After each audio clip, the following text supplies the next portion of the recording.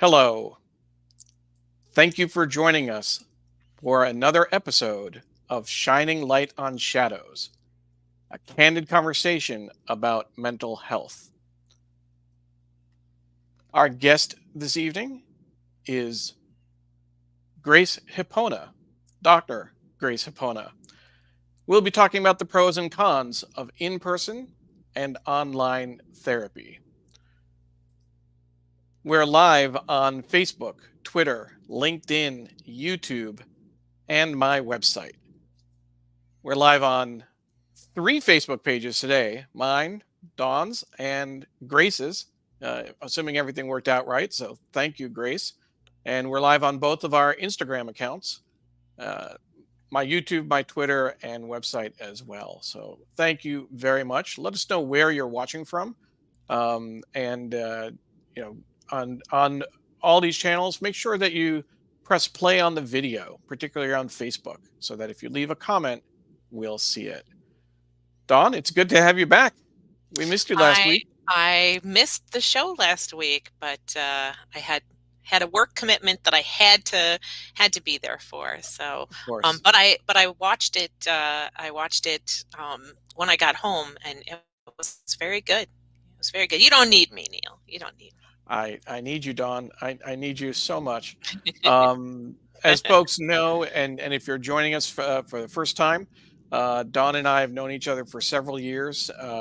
She was a colleague of mine when I worked at United Way, and last year I had this crazy idea of doing a show focused on mental health, and I called Dawn to be a guest on the show to see if she'd be interested, and she turned around and said, "Not only will I be a guest, but how about if I co-host it with you?"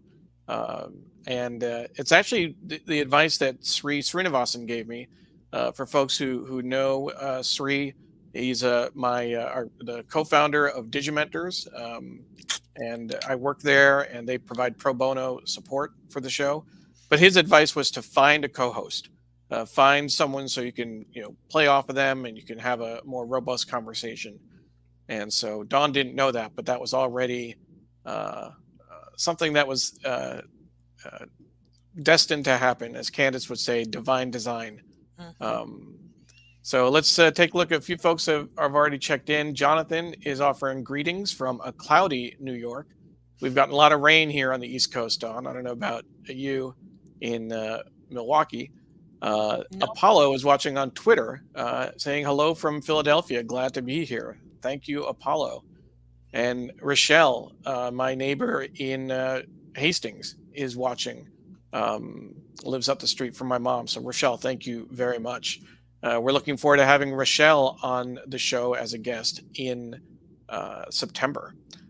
Steve Taylor is watching from Asagi, Philadelphia. Thank you, Steve. So as you may have seen, we're going to be focusing on online and physical and in-person therapy, some of the pros and cons, some of the experiences that people have had with that. But before we dive into that, I want to give folks just a sense of what we talked about last week, because I think the two are definitely related, and I would encourage you to go back and watch that episode. Our guest was Reverend Tyler Coles. He's a minister in the Unitarian Universalist Church. Uh, and the theme for the episode was getting help takes a lot of work and some courage. His blog post, these are just some of the therapy as a journey. And what his therapist told him is these are just some of the common symptoms people living with anxiety experience, Tyler. And based on what you're saying, you have probably been living with it your entire life. Um, I wrote a blog post as well. I see a therapist. It almost seems normal for me to say it now. There's so much that goes into finding the right therapist. Sometimes you need to see multiple people to get the right fit. We should do whatever we can to make that process easier. And even though Dawn couldn't join us, she also had a blog post, The Long and Winding Road to Finding a Therapist.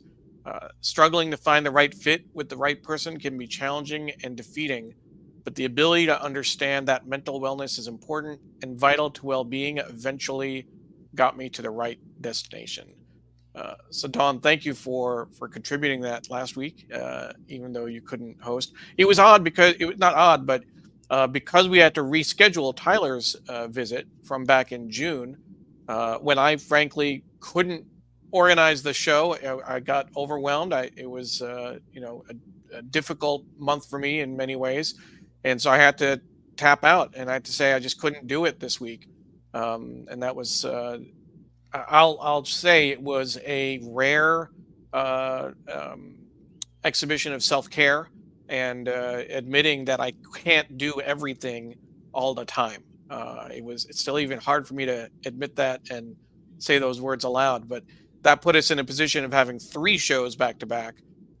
Sam Collier at the end of July, then Tyler last week, and now Grace Hapona this week. So we are excited about this episode as well because there's so many different. It's nice that we have now more therapists that are joining us and caregivers. Think of Tyler as a caregiver. Um, again, our focus this week is going to be on online and in-person therapy, and I want to just share kind of some of the blog posts that we've written. Uh, we'll pull up Grace's in just a moment. Um, let's see if I can bring that card in. But before we do that, we have a few more folks that have logged in. Stefan Kaplan. Hi there, everyone. Always here to support this great community, calling attention to mental health. And Stefan is actually going to be our guest our next show, August 22nd. So thank you, Stefan. Who, yeah, he's your That guy. guy. That guy, Jim Newberg. Guy. Yeah, Uh, that's my husband, and he's watching from the other room. Always a good supporter. always a great supporter. Glenda Fatafe is watching from Lacey, Washington, and she watched a few, I think, last episode or the episode before, I think, with Sam. She is and Glenda, you can tell us if you're still working. She was a caregiver, a home care worker, when I worked at SEIU 775 in Washington State. And that was many years ago, 2008 to 2011, if I'm not mistaken. Glenda, so glad that you found this show and that you were able to log in. Um, and then Paula Kiger is watching from Tallahassee, Florida. So thank you, Paula. I will mention for folks who are watching, we have set up a Facebook group for Shining Light on Shadows. And I'm going to drop the link into the chat. If you're watching on Facebook, you're welcome to join our Facebook group. We'd love to have you. It's a private space. It's for folks who have watched the show or who have a connection to the show. We're trying to create it as a safe space for folks. So if you go ahead and join that group, that would be great. Let me just get the link here again. And we'll share it in Dawn's Facebook page. And I'm also going to share it in Grace's. Grace, again, is our guest this week, and we're streaming to her Facebook account. So thank you, Grace, for allowing us to do that. Hopefully some of your friends might be watching. They may join us. We'll see. But we also should say a big hello to Kate Easton, also watching from Milwaukee. Can you tell us where Kate is, Dawn? Where She could we is find her? right below Right, us, in the lower of the duplex that we live in. She owns all this place. Yeah, all in the building. all in the Uh, building. and Glenda is just clarifying. She's a parent provider for her 44-year-old son. He had a TBI, traumatic brain injury, 9 years ago. I didn't realize that, Glenda. So sorry to hear that. So sorry to hear that. I think she was taking care. I don't think she was a parent provider when I was there. Um, but thank you for all the work that you do. So here is Grace's blog post. She wrote a piece, Telehealth Online Therapy from a Therapist's Perspective. Although telehealth has its advantages, there are important considerations as well: confidentiality, technical difficulties, assessment issues, and the therapeutic relationship. Uh, Grace, we're going to ask you to come on stage and talk about some of those issues. uh, Grace Hipona, Dr. Grace Hipona. Um, and before we even let you talk, Grace, I do want to just give a quick shout out because she lives that way somewhere from here, not downstairs, but down the block, around the corner. Her daughter, and my daughter Emily are best friends in school, and it's so great. When I first asked Grace about this show, I think it was back in like May or something, or Mhm. April. We were That's right. in waiting at the school to pick up our kids in the parking lot, and I just kind of rolled the window down and kind of shouted it through the window, "Hey, Grace, I'm doing this show on mental health. What do you think? Would you be a guest?" She said yes. And here she is. So thank you for joining us. Yeah, thank you for having me, Neil and Don. It's really good to be on here and to be part of this community that you all started. It is amazing that you can have this forum and to normalize mental health and to be able to have that conversation, just a regular conversation that you can have, and to prioritize it as well. So again, I really appreciate both of you having me on here. Absolutely. So now you are a therapist. How long have you been Mhm. practicing? It's been a long time. It'll probably date me for those that don't know my age. I want to say it's been over 15 years. It's probably closer to like 20. 15 So it's years. been a Wow. while. Yeah. So I've gone through a number of different positions, but right now I'm mainly doing, individual couples, family counseling in private practice, and also through a nonprofit organization called the Hub. So there's Neuropsych Wellness Center, and then the Hub that I'm working with right now. And Okay. I do direct services, so individual therapy, again, couples, family therapy, and then also clinical supervision. So for those that are in residency, working towards their license, and then also practicum internship students that are Okay. still working towards their master's. Great. Great. So tell us about your experience with telehealth and both in person and online. I think you said that your current practice is a hybrid. You do both. Mhm. It is a hybrid. So, and I would say though the majority of the sessions are still remote. I really have only one full day, although it's a long day, in person in the office. And so, yeah, the majority of people are still really preferring online. And it's been an interesting journey because honestly, if it weren't for COVID, I would still be doing everything in person. Mm, I think, particularly with therapy, I mean, I remember doing a presentation on distance counseling. That's what it was called at the time, and that was even during like my doctorate program. And we were talking about the pros and cons then, but it was more of like people were just starting to do it, but it really was not at all a common. It just wasn't an option for most people. But I was remember talking about the pros and cons then, and the ethical considerations and things like that. And now fast forward, it's just interesting how it is, I would say, a primary way for a lot of people to be able to access mental health services now.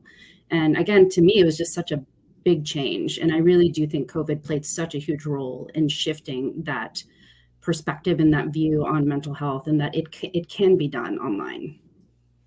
and so, but you raised some interesting questions in your blog post. Mhm, Putting the card back on, looking at some important considerations: confidentiality, technical mhm, difficulties, assessment issues, and the therapeutic relationship itself. mhm. Um, can you walk through some of those? Of course. So, so in terms of the confidentiality part, I mean, it's a lot easier if the person comes in the office, a typical sort of room, and that you're there just with that person, just with the client. But if they are remote, then there's a lot of other factors that I need to consider and direct questions that I need to ask. Typically I'll ask, are you comfortable with Zoom? Are you in a safe place to have a confidential conversation? And then I have to trust that that's actually the case. And if there are people that are in the home, and depending on where they are, could there be a disruption? Could there be somehow, um, you know, somehow it just again maybe disrupted, or that we may not be able to talk fully and to have potentially developed signals if they are not in a safe place. But, so there's a lot of things that otherwise I wouldn't have to worry about if they're in person. And again, I can only trust so much that, again, they're in a confidential, safe place. So again, direct questioning is usually what I have to end up doing now. That's really it's something that I hadn't thought of actually, in terms of online therapy. Well, I'll share kind of my experience in a moment, but just you know, I I uh, I see a therapist online. I use BetterHelp, which is one of the platforms, and I do it from this very spot. This is where I sit. I have an office at home, and even when Emily is at home, I mean, Pam knows. She'll often know if I'm going into therapy, or she has access to my calendar. Mm. But Emily is old enough now not to interrupt me. But I've never thought of privacy as an issue, just because of Mhm. the luxury that I have. Mhm. Um, Don, you wrote a blog post as well. I want to bring that up. Um, and you wrote the headline: "Choosing between online, in person, or no therapy. Do what works best." And the pull quote: "I continue to practice mindfulness, grounding, and breathing. Take what works best for you and use that to help you get through all the things that life puts in front of you." Can you expand on that a little bit? Sure.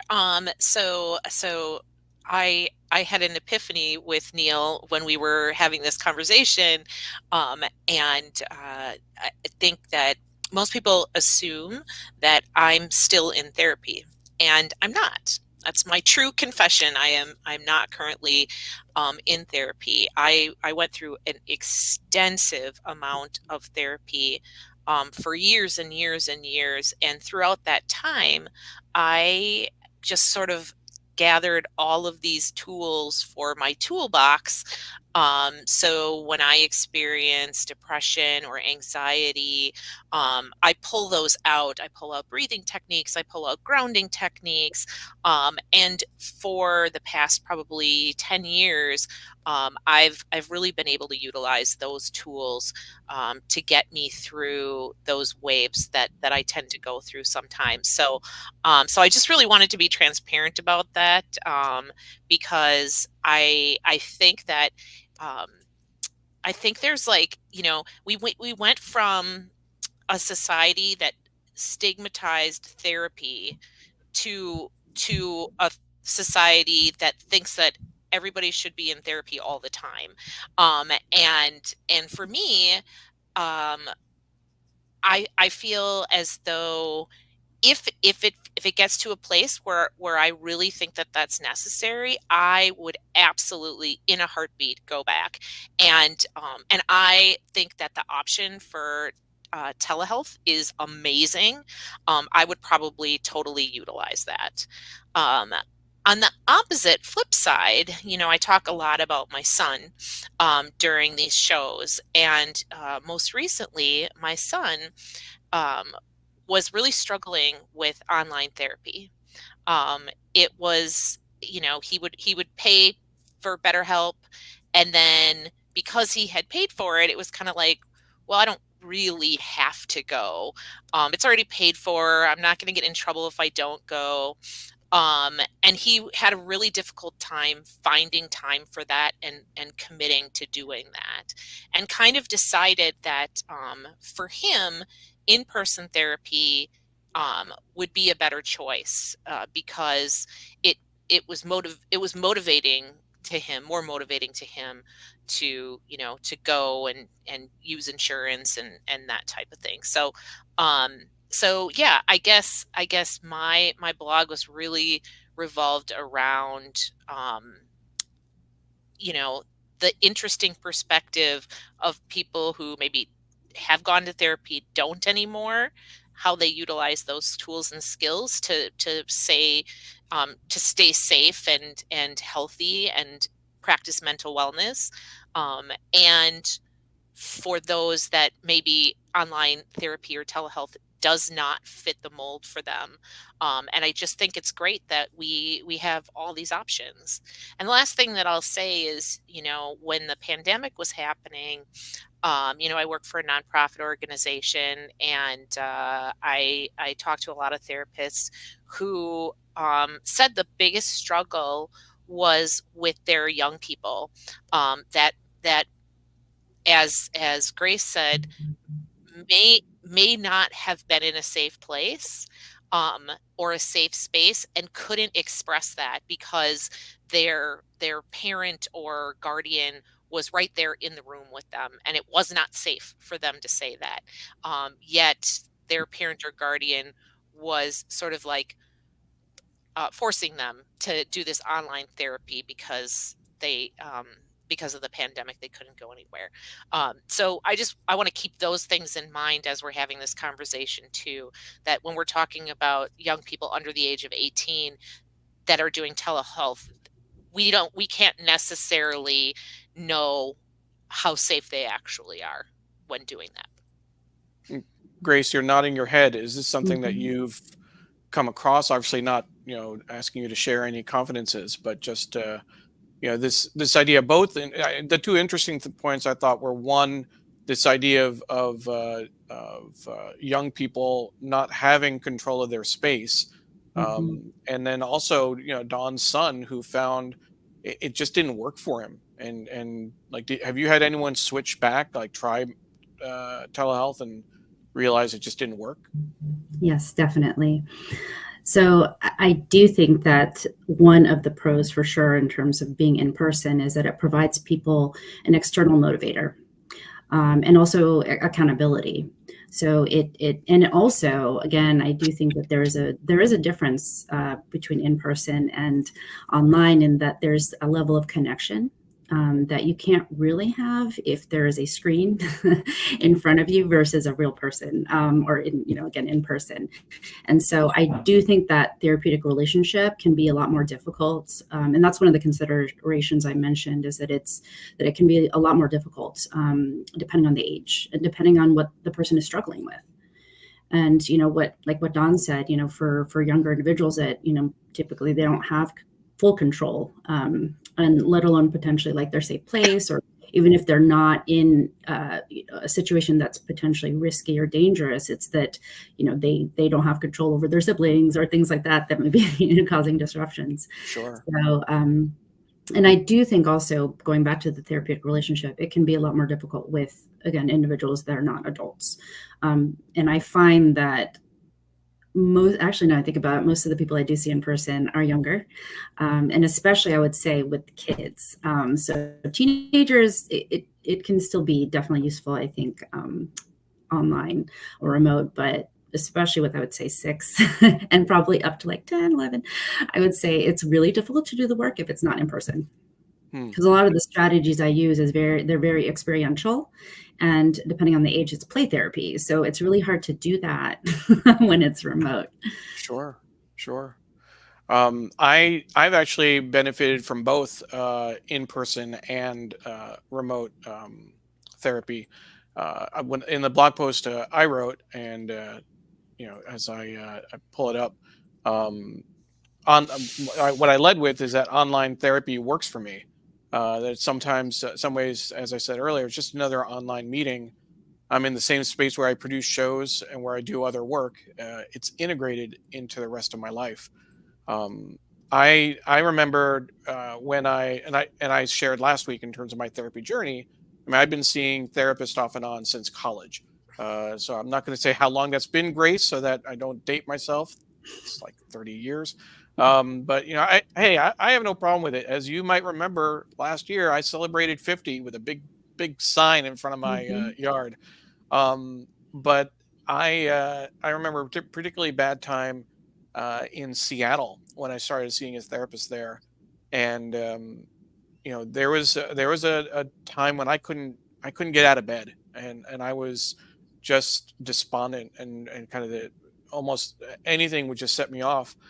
Um, and the that weekly ritual, that exercise of actually cleaning yourself up, getting out, going to see, sitting in a different space, And my therapist at the time, Dr. Michael Kane, who I've become friends with now, he had a rule. He insisted that I shave before each session, just as a self care, technique. So that really that made a huge difference for me. But um, fast forward to 2019, I actually started seeing using BetterHelp before the pandemic started. And what was interesting is it was a lot of it was logistics. We have one car in the family. I was working with United Way at the time, uh, about 30 minutes away. There are times that I bike to work, and sometimes I would take the bus. But the idea of finding a therapist and then having to drive somewhere 15, 20 minutes at minimum, if not half an hour, and then do the session and come home, and the challenges around scheduling, etc. When I started seeing my therapist, I looked back at our chat history, because we have a full history in our platform. Some of the earlier appointments were 7 in the evening after work, or 8 in the morning on a Saturday. It just moved around depending on the on our schedules and availability. Um, and that's one of the things that I've found. And I think part of it is it's going to be the platform, and the modality certainly makes a difference. It gives you what kind of parameters you have to work with, but I think at the end of the day, it's the therapist that makes the difference, right? Like, she's very flexible um, when we have to reschedule, or if I have a work meeting that comes up, to the extent that I have a link to my calendar that I give clients so they can schedule meetings in whatever's available. I actually send that to my therapist. So if I have to cancel, or if she has to cancel, uh, literally she can cancel a meeting and then schedule another appointment whatever time works best for both of us. So um, it certainly works, but again, I have privacy. I have access to technology. I have a stable connection. All these things that a lot of folks uh, struggle with. Um, so it is something that I'm certainly appreciative of, and certainly um, know that I'm lucky in a lot of ways, and I really uh, am I'm lucky that I can do that. Also, I mean, that's the other reality is that online therapy is not always covered by insurance. And so there's a cost to that. That's certainly something I hope would change. I certainly don't know why that is. An interesting tidbit, though, um, this therapist was originally based in Virginia, in like the Tidewater region, I think. And she moved out of state. I can still see her as long as I stay in Virginia, and she's actually since moved again. Um, but it matters where I am as opposed to where she is. Um, so I want to bring in a comment from Steve Taylor, who is a colleague of mine from Digimentors, and I'll thank Digimentors in just a moment. But Steve says, since 2020, my sessions have been 100% remote. However, I had 2 decades of in-person work with this therapist previously, with the same person. That's interesting. I do think that making initial connections between a client and therapist would be less challenging um, in person. So I just want to just confirm. So, Steve, you're saying it'd be less challenging to make the connection in person versus online? That may be counterintuitive to what some people think, but it certainly just I depends think on what works. Yeah, I think and correct me if I'm wrong, Steve, but I think what he's saying is like that initial interaction with a therapist, yeah, would be easier Easier in in person. person. That's And right. then when you transition to online, it would Sure. be a smoother transition because, you would have that more intimate connection with them by Sure. meeting them in person. And I think that's what he just Yeah. said, easier in I Mhm. just misread that. yeah. So, Grace, what has that experience been like for you in terms of establishing that connection, particularly for people who've been online? Mhm. Are there techniques that you use to kind of make that easier? Well, yes, I agree. I think that it helps when, I've met the person in person, or the client in person. And then if it switches over to remote or online, then it does make it a lot smoother. During COVID, that happened to everybody. So Mm. everybody I was seeing in person, moved on over, and I already knew them. So it made it a lot easier in terms of continuing, the work. But I think from my standpoint, I do find that I've used a lot more energy. It's a different type of energy in person, but I think in terms of emoting, especially empathy and sympathy and understanding, I really do have to be a lot more cognizant of my facial expressions, for example, because that's really all you're going to see. And even if I want to gesture and things like that, but it's not on purpose, but I know it needs to be slightly more exaggerated, for example. And so sometimes I find after after a full day and back-to-back sessions, my face hurts. No, it's just like really sore, like my muscles, things like that, because I'm smiling a lot and just trying to again emote. Um, Sure. and I do find, again, a lot of times I don't leave room for a lot of assumptions or that I normally would be able to pick up in nonverbals. So I do a lot more direct questioning, and in ways that it's uh, not interrogation style, but more conversation like, so that I can make the person feel a lot more comfortable. So I do think, again, there's some more pleasantries and things like that I try to do and spend a lot more time just really getting to know the person and building that rapport, because otherwise they wouldn't feel that sympathy or empathy with me, if it was remote. And in person, they could probably see that a lot more. That's great. Thank you, Grace. I want to bring in a few comments that we're getting from Instagram, which unfortunately we can't pull on the screen, but I do want to read them off because it's a little more active than it usually is. So, Oh, great. Kimberly says, my friend is a speech pathologist for kids, and her experience confirms the effectiveness of in person versus virtual, especially for young ones. Um, she also says that privacy is a privilege. It's nice. It's a nice reminder. Um, Accessibility and therapist compatibility can be a luxury too, and I feel for others who feel such learning resources are out of reach. Mhm. Um, Sarah McCardle, a dear friend of mine who I worked with at United Way.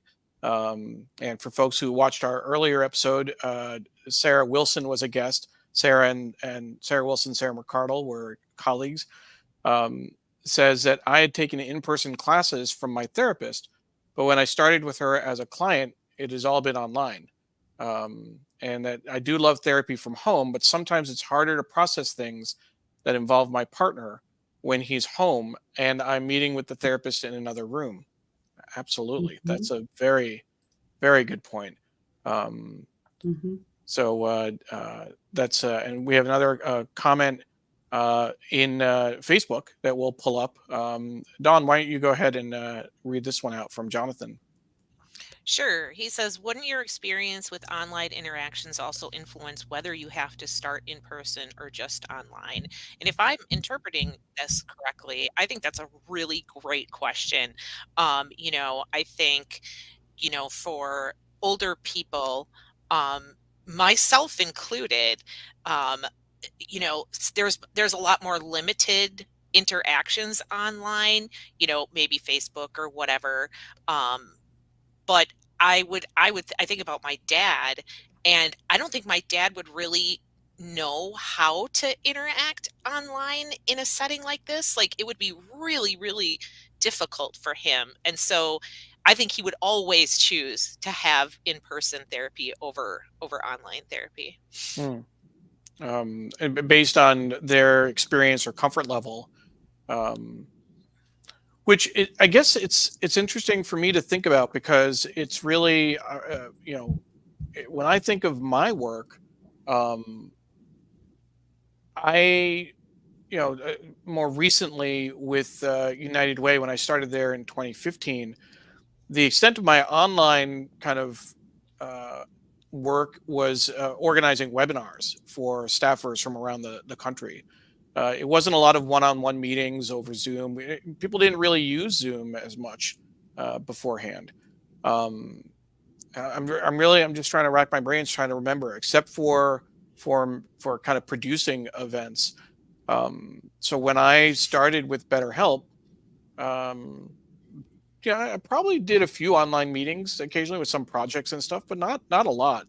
Certainly, we've all had to get comfortable with Zoom during the pandemic, and in terms of the work that I do, we produce online events, and we kind of do all our client meetings. I mean, everything is remote, so I mean that's one of the challenges I have. I have to remind myself to get out of my chair and go walk outside. Like there will be I could go 2 days without actually leaving the house, except maybe to take out the garbage or pick up Emily from school or something, which is really interesting.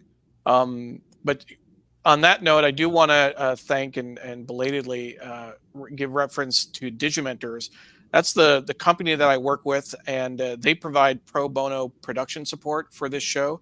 Um, we do digital marketing, events, and digital programs, strategic communications, trainings, and workshops.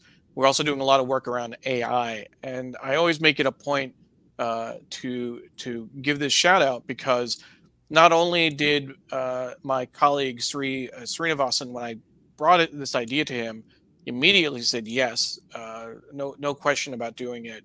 But he's also supported the show, amplified it, and then a lot of the people who watch the show and comment are and help share it on social media work with me at Digimentors. So it's a huge source of pride that they have given me that kind of support. This our lucky number 13 episode, Grace. Hopefully you're not. Are you a little um, concerned about 13? Are you?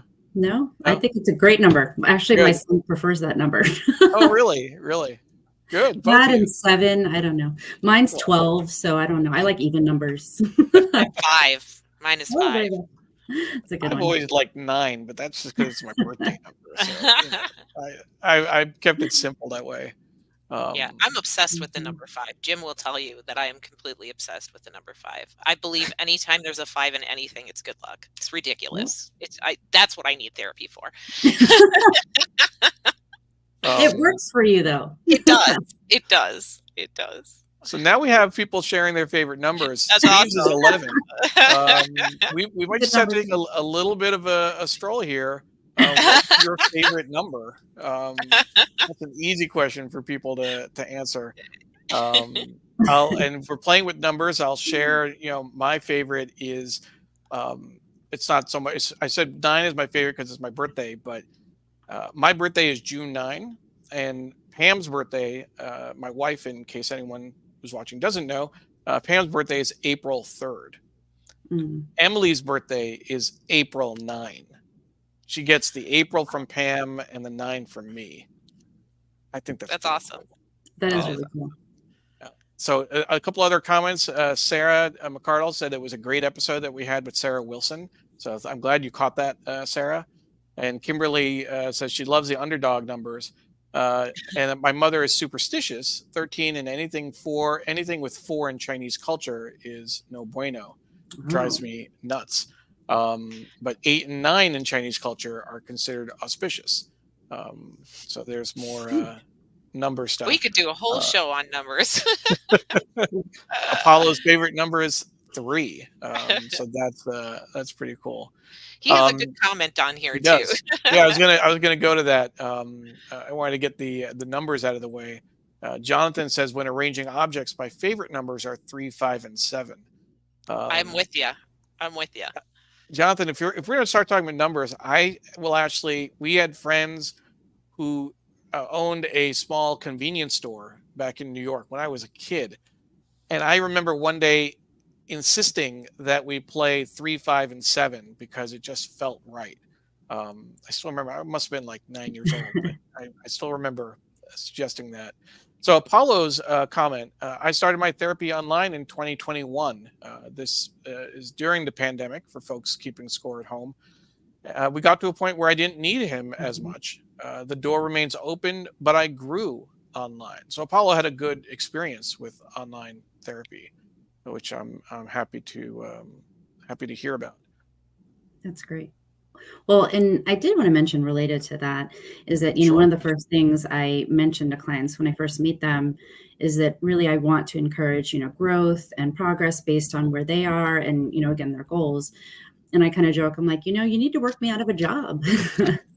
And that, sometimes I do see people, maybe it's like a tune up, like once every month or something like that, or once every 3 months, so it's definitely one of those things like Don, what you're saying, it's always an option. But the intensity in which you do it, the frequency in which you do it, it does not have to sustain itself for, forever kind of thing, or it could be. But again, it's really just based on the person and their needs. And it's just, it's great that it's more and more, I think, integrated into just in general health and wellness, and that it's a really important component. Yeah, Absolutely.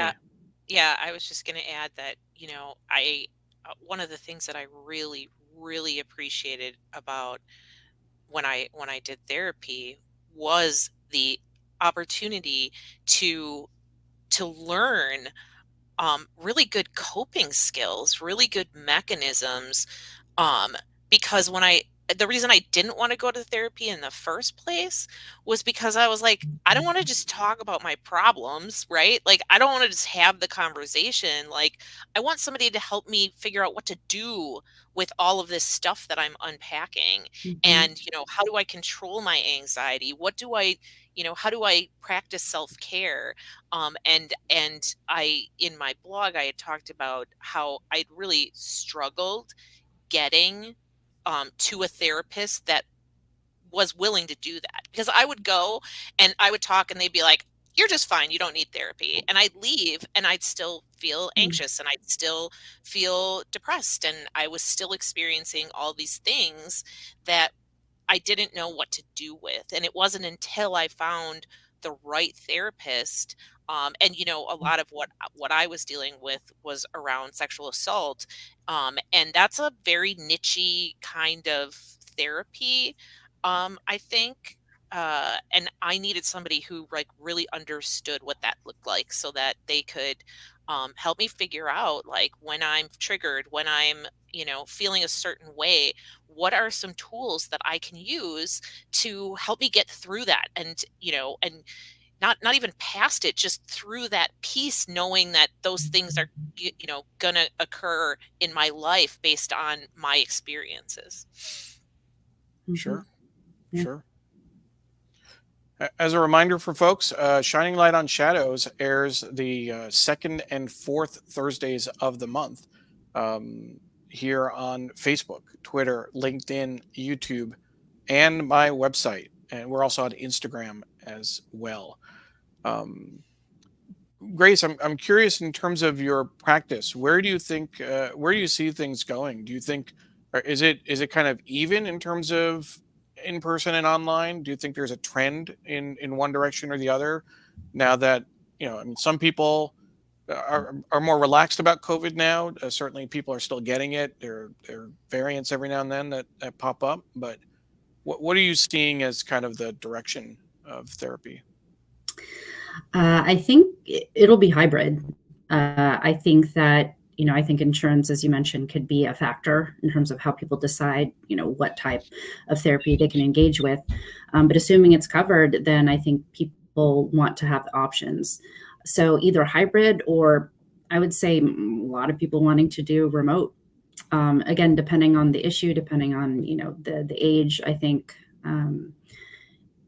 it could vary, but I think overall it's either hybrid or, trending more staying this way in terms of just having remote access. I mean, I do think overall, in general, the medical field, it's so much more possible to have appointments.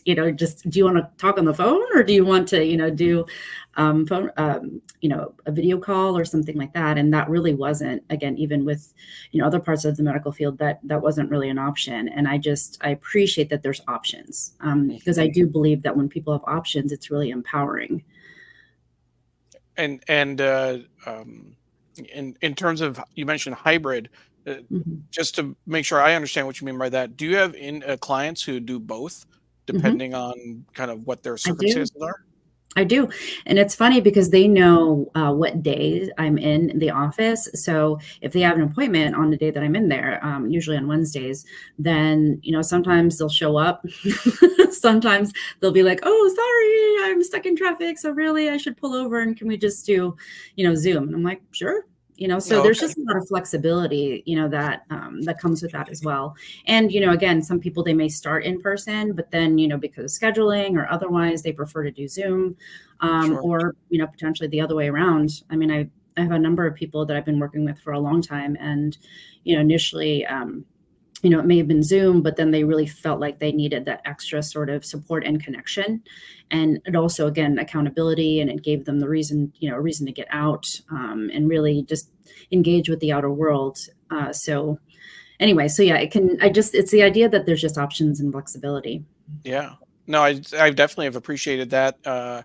Occasionally, if I haven't, didn't need to reschedule, if I'm just traveling, if I'm out of not at home, Mhm. but I'm in a space where I can do an appointment, I can work my schedule around it and go, do my appointment at my hotel room or something.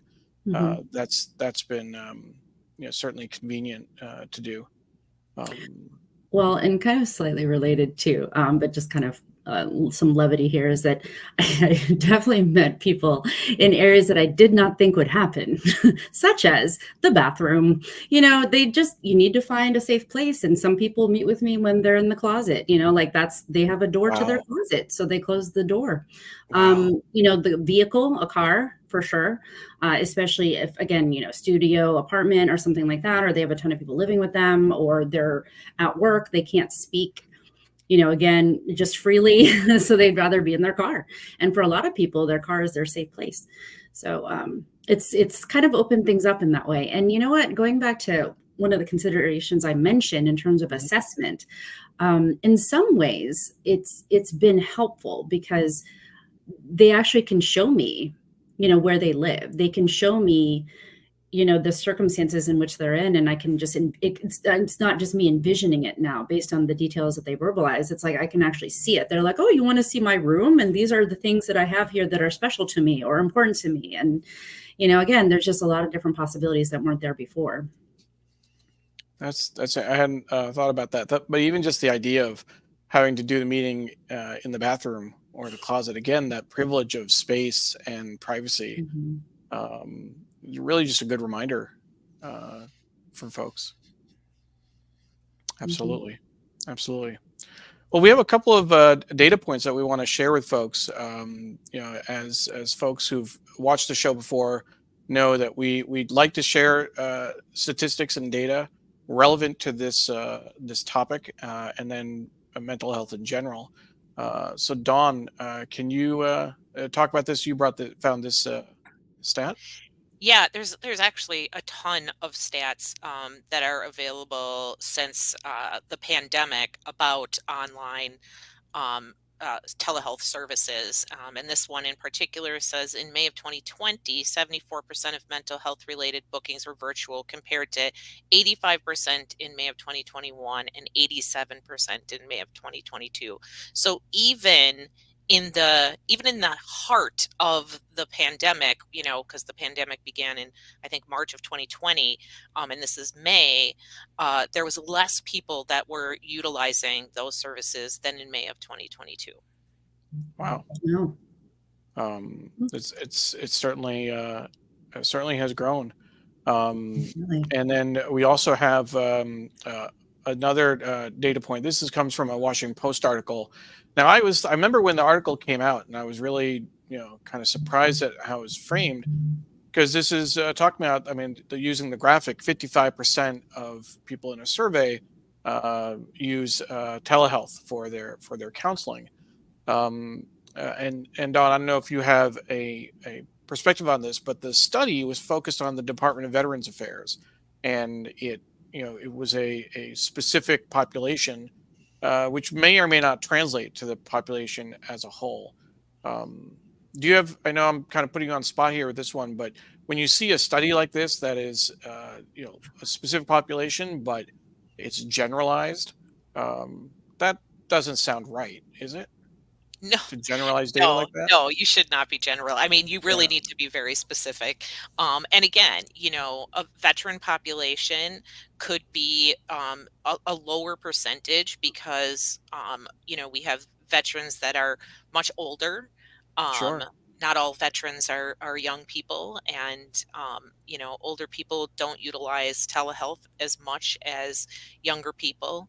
Um, so I think there's a lot of factors when you're looking at a study like this. Yeah. Um, that's like it has a smaller N, it's a smaller population than the whole population.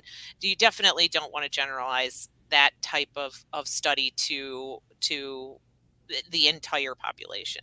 So That's for not sure. only do we talk about mental health on this show, but we also drop some knowledge Mhm. around data and statistics and helping people understand what they're reading and seeing, particularly in the news.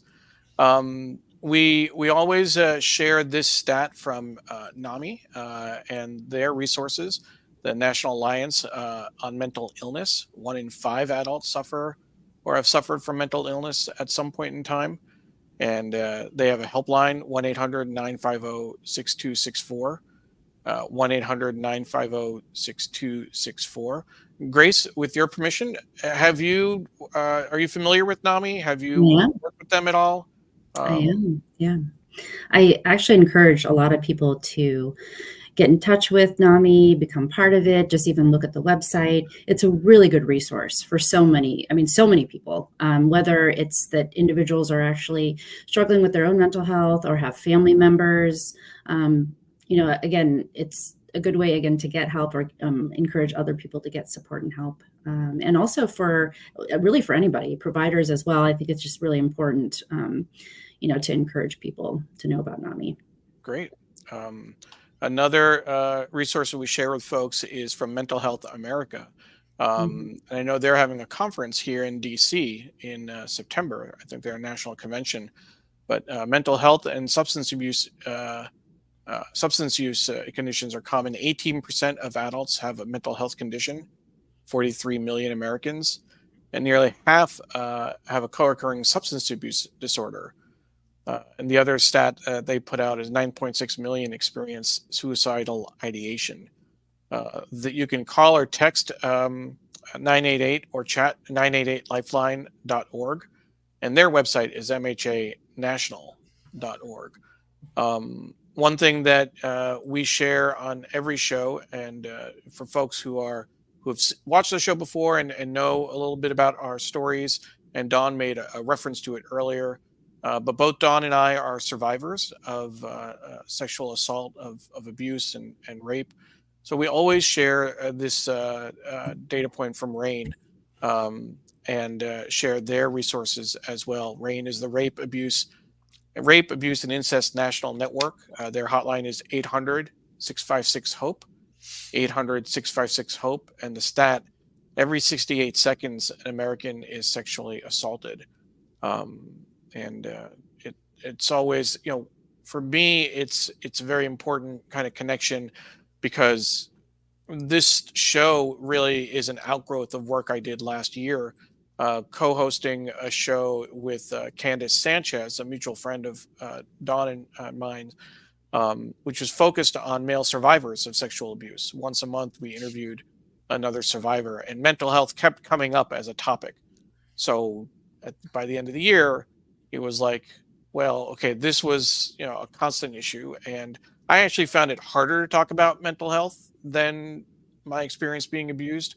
So it was somewhat a little bit of a like a self challenge to like, can can I do this? Can I push that envelope for myself and talk about, because I'd never shared with anyone that I'd saw a therapist before, like before February. I mean, I don't know, what your experience is, Grace, in terms of your clients, how comfortable they are with it, but I was super uncomfortable uh, saying those words out loud, particularly in a professional setting. I just assumed that people would think I was unreliable if they knew that I get overwhelmed sometimes. I have anxiety. I occasionally have depression. Um, those are not words that I was saying out loud. I remember a dinner I had with Dawn years ago. where I said it was easier to talk about being abused than uh, having mental health issues. So Mhm. this is really where the show came from, where it kind of uh, evolved from. Our next Nothing guest, like having a, a big, show and production to to out yourself, Neil. well, and so I did. I mean, wrote a big blog post when we started, and then every 2 weeks, I'm saying something about mental health and talking about my seeing a therapist and issues that I had, workplace depression, etc. They certainly get comfortable with it pretty quickly. Yep. Mhm. Um, our next show is going to be August 22nd, and my good friend Stefan Kaplan is going to join us. Our 14th episode. The focus is going to be nature is the best medicine. Stefan has had his own challenges, but he is really focused on getting out into nature on a regular basis, daily, if I'm not mistaken. Um, he's a great photographer, does great with social media, but he gets out there and he really communes with nature to help keep himself grounded. So we're going to hear more about that when he joins.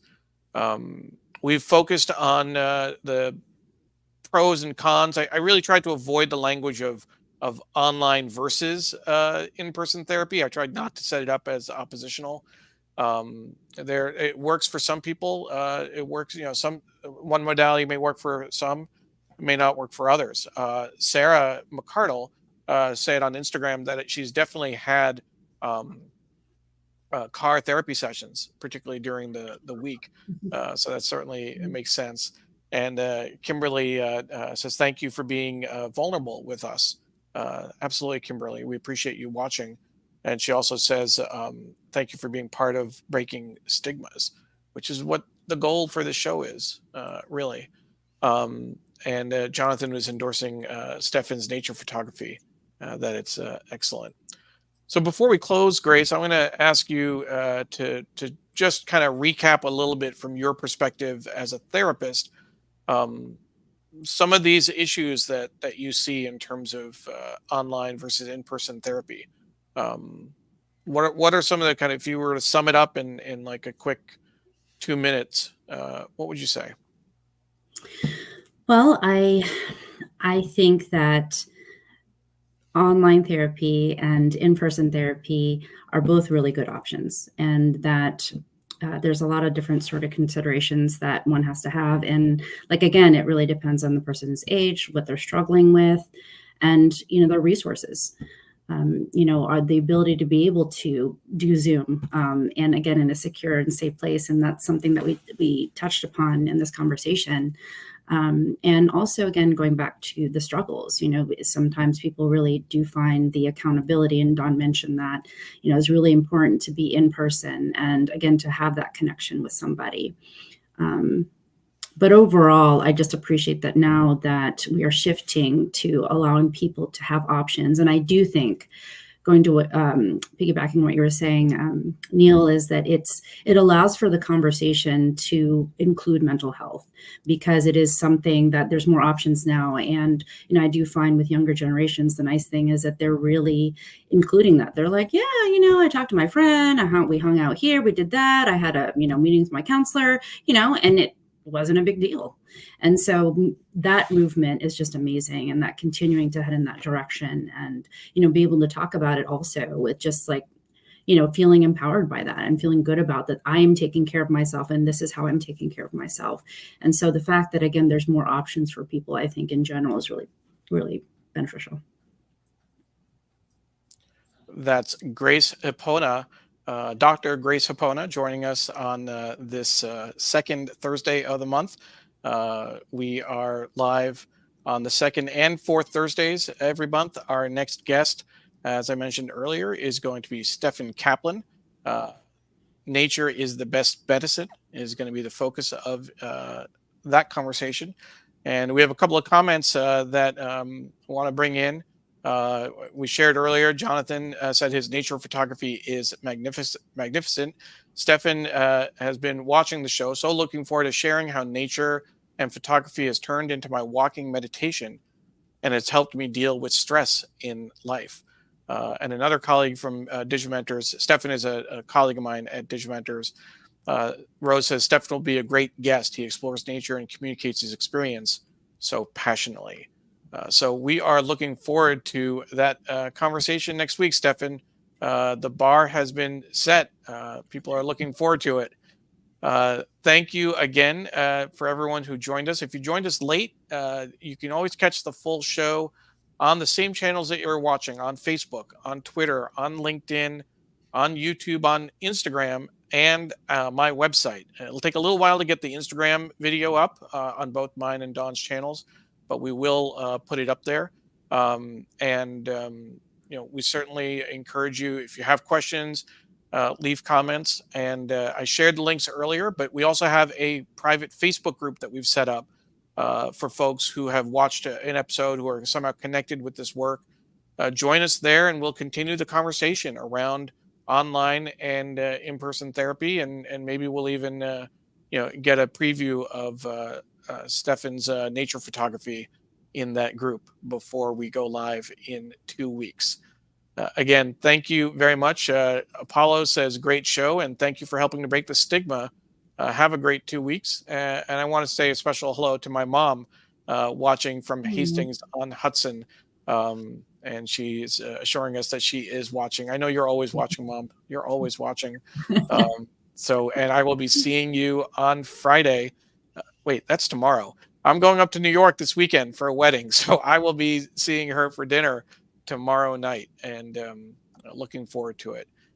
Thanks again, everyone, and we'll see you in 2 weeks. Take care. Bye-bye.